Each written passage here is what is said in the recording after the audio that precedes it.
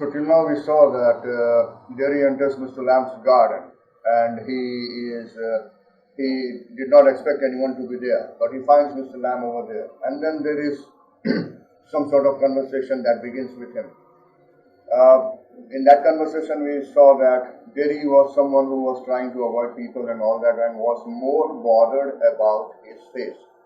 So as the things continue, somewhere Mr. Lamb says that what is the difference between them? So Derry goes on to say that, but you can put on trousers and cover it up and no one sees. They don't have to notice and stare.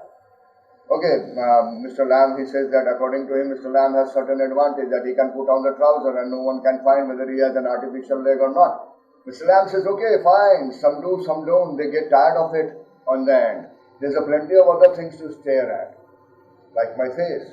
No, Mr. Lamb says, no, it is not your face only. There are many other things like crab apples or the weeds or a spider climbing up a silken ladder or tall sunflowers.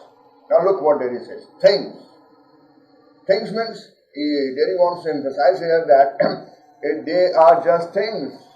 They are just objects which don't have any feeling or something like that, but that does not happen to him. When people look at him, he gets hurt. Mr. Lamb says, okay, it's all relative beauty and the beast. What's that supposed to mean? You tell me. You needn't think they haven't all told me that fairy story before. It's not what you look like, it's what you are inside. Handsome is as handsome does. Beauty loved the monstrous beast for himself, and when she kissed him, he changed into a handsome prince. Only he wouldn't. He would have stayed a monstrous beast. I won't change. He says, okay, fine, what do you want to say me? You want to talk about that fairy story? Everyone has talked about, and I have heard a lot of, that is what Derry says, that he has heard a lot of preaching that the looks don't matter. It is the act of a person that really matters. And he feels that it is just for the sake of saying. He says that if suppose beauty would not have kissed the monstrous beast, he would have remained a beast forever. He would have never changed. He would have never changed into a handsome prince. And he would never change. Mr. Lamb says that, okay, in that story manner, in miracle, no, it is not possible. And no one will kiss me ever, only my mother. And she kisses me on the other side of my face. And I don't like mother to kiss me. She does it because she has to. Why should I like that? I don't care if nobody ever kisses me. Says that, okay, fine, no one will ever kiss me. And it is the mother who kisses, and he actually does not like, because he feels that mother kisses him because she thinks that it is her duty to kiss him. And she also kisses him on the other side of the face.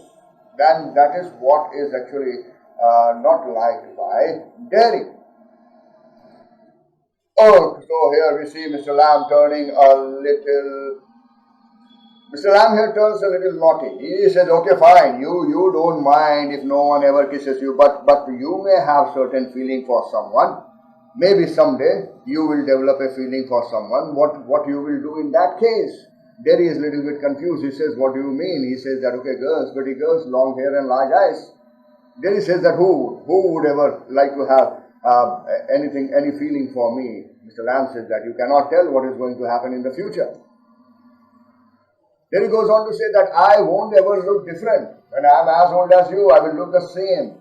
I will still only have a half a face. Now this is the main problem with Derry, that he feels that his everything is over just because of his burned face. And every time he insists upon the same thing. He says that, see, I won't ever look different. He is with a feeling that even when he is as old as Mr. Lamb, he will look the same. Mr. Lamb says, okay, fine, you will. But that does not mean that the world does not have the complete face. If you have the half face, it's your problem. The world has got a whole face, and world is there to be looked at. So when there is a reference of the world, there he says that, okay, do you think this is the world, this old garden? Mr. Lamb says, yes. Whenever he is there, it is his world, but not the only one. Wherever he goes, he creates a world for himself. Then now Derry shifts his question to Mr. Lamb, asking him whether his leg hurt him or not. Mr. Lamb says that tin doesn't hurt. Then Derry goes on to inquire more by saying that the point where that tin supports the part of the leg. Mr. Lamb says, okay, yes, When the accident happened, yes, it really hurt, but now it does not hurt much. And yes, at the point where the tin supports, sometimes in the wet weather, but it is not so important. There is a no, but there he takes it, here Mr. Lamb is talking about himself, but there he takes it as a suggestion or a preaching sort of thing. He feels that Mr. Lamb is trying to preach him. He says, oh, that's something else they all say. Look at all those people who are in pain and brave and never cry and never complain and don't feel sorry for themselves. And think of all those people worse off than you.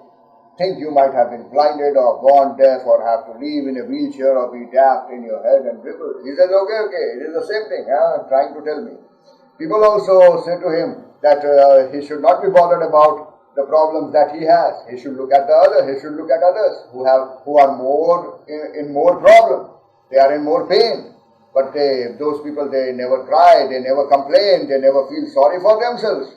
And people tell to Derry that his condition would have been worse.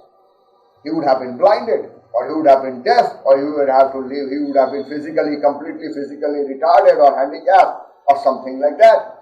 But Mr. Lamb says that okay, fine. He says that he has not said any of the things, but that very much all true. And even Derry knows that. Derry says that okay, fine, but then all these preachings are not going to change his face. And then he narrates about one particular incident. He says that one day while he was at the bus stop, a woman passed by him. She went to another woman and they both talked to each other, and that woman told that, look at that face. That is the face only a mother can love, mother could love. Now, obviously, Derry must have heard all these things throughout, and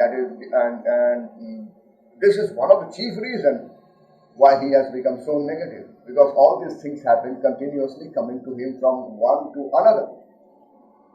Now, when Mr. Lamb heard this incident, he says that okay, fine. So you believe everything you hear then? Then he says that okay, fine, but it was cruel, it was hurting. Mr. Lamb says maybe not meant as such, but just something you may have misinterpreted, or you may have misunderstood it. He says, no, I heard it. Mr. Lamb says, okay, is that the only thing you have ever heard anyone say in your life? Then he says, Mr. Lamb wants to say that you haven't heard anything else. You have only heard these things. Then he says, oh no, I have heard a lot of things related to his face. So Mr. Lamb says, fine. So what you do is that you keep your ears shut, close your ears, put something in it, and you won't be able to hear, and so it will be no painful. Derry is a little bit surprised at Mr. Lamb, the way he is looking at the things and all that. He says that you are strange. You say strange things. Your words, the things that you say, it is beyond his comprehension. Mr. Lamb says that okay, I like to talk, have company. You don't have to answer questions. You don't have to stop here at all. The gate is open. Then he says, okay, yes, but Mr. Lamb, he says that, see, I have a hive of bees behind those trees over there. Some hear bees and they say bees buzz, but when you listen to bees for a long while, they hum, and hum means sing. I hear them singing, my bees. I have a hive of bees behind those trees over there. He says, through this example of bees, he's trying to put a very important thing. He says that when some people listen to bees, they say that the bees buzz, irritating sound. But he says that when you listen to bees for a long while, they hum, singing. What actually he's trying to tell over here, the way you perceive a thing, the way you look at a thing, the things come to you in the same manner. For those who think that the sound of the bees is buzzing, irritating, they will be always irritated by it. But when, on the other hand, the people who think that sound to be a humming sound, singing sound, so it will turn out to be pleasant to them. So if we look at the things in a positive manner, the things will come back to us in positive manner. If we look at the things in the negative manner, then the things will come back to us in the negative manner. That is what Mr. Lamb is trying to tell over here. Then he says, okay, I like it here. I came in because I liked it when I looked over the wall. Mr. Lamb says, okay, fine, but if you would have seen me, you would not have come. Terry says, no. So Mr. Lamb says, no means what? Why? Terry says, it would have been trespassing. You know what is trespassing? Entering into someone's territory without permission. Mr. Lamb says, no, that is not the reason. And now Terry opens up saying that I don't like being near people when they stare and when I see them being afraid of me. Now he comes up with the point. He says that, okay, I don't like people. I don't like being near people because the way they look at me, because the way they react when they look at me. So Mr. Lamb says, okay, fine, wonderful. You could lock yourself up in a room and never leave it. There was a man who did that. He was afraid, you see, of everything. Everything in this world. A bus might run him over, or a man might breathe deadly germs onto him, or a donkey might kick him to death, or lightning might strike him down, or he might love a girl and the girl would leave him, and he might slip on a banana skin and fall, and the people who saw him would laugh their heads off. So he went to this room and locked the door and got into his bed and stayed there. So he says that, okay, fine, you can do like a person did. He was afraid of everything. He was afraid of everything. He was afraid of everything in this world. That he would be walking on the road and the bus would run over him, or he would be talking to someone and he will get the disease from that person, or he will be on the road and a donkey will kick him to death, or lightning might strike him, bijli chamkegi, and it will fall on him. Bijli giregi unke, and it will come on him, no one else, and he may die. Or he might love a girl and the girl would leave him. He might slip on a banana. Everything he was afraid of. So what he did? He went into this room and locked the door and got into his bed and stayed over there. So there he says, forever. Mr. Lamb says, no, for a while. Then what? A picture fell off the wall onto his head and killed him. While he was there on the bed, the picture fell on his head and it killed him. Now we find Terry laughing for the first time. So this is not just a funny anecdote which has been told by Mr. Lamb. There is a deep message here. What is the message? The message is running away from a problem is not the solution of a problem. You may run away from it. You may avoid it. But that is not the solution. That is not the solution. The real solution of a problem is to face it on the face of it. Face it as it is. Face it as it is in front of you. Now if you remember the chapter, Deep Water, where Douglas had the same sort of problem and he was afraid of water. But what he did? He faced that fear. He tried to overcome it and he was successful. If he would have also tried to avoid it, locking himself up, would he ever have been able to overcome his fear of water? No. So that is what is the message which is given by Mr. Lamb over here. That running away from a problem is not the real solution of a problem. The real solution of a problem is to face it on the face of it. And that is what Mr. Lamb tries to make Terry understand. And after this funny anecdote, we for the first time see Terry laughing a lot. Mr. Lamb said, this is how it is. Terry says, okay, fine. But you still say peculiar things, strange things. Mr. Lamb says, yes, it is strange to some. So Terry asks, what do you do all day? Mr. Lamb says, sit in the sun, read books. Oh, you thought it was an empty house, but inside it's full, books and other things full. Now here we see, Terry is also very keen observer. He says that, but there aren't any curtains at the windows. There are no curtains at the windows of your house. Mr. Lamb says, I'm not fond of curtains.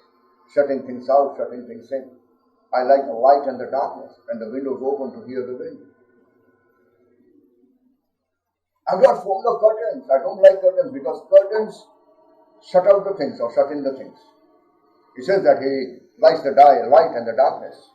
Now, light and the darkness, they signify that lighting the light and the darkness signify that Mr. Lamb, he wants to say that he takes ups and downs of the life in the same stride, happiness and sadness in the same stride. He says that they are all the aspects of the life. And the window is open to hear the wind, means he is open to ideas. He does not want anything to be restricted. He wants everything to come to him. He wants everything to be visible to him. He wants to experience everything. Listening to him there, he says, yes, I like that. When it's raining, I like to hear it on the road. And for the first time, there he speaks something which is other than his face. He says that he also likes to hear. Likes to hear. Likes to hear what? The sound of the rain on the roof.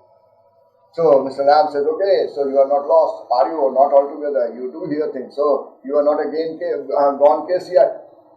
So means there are certain things which you like to listen to. It is not that you are hurt by everything that you listen, but there are certain other things which you enjoy when you listen to.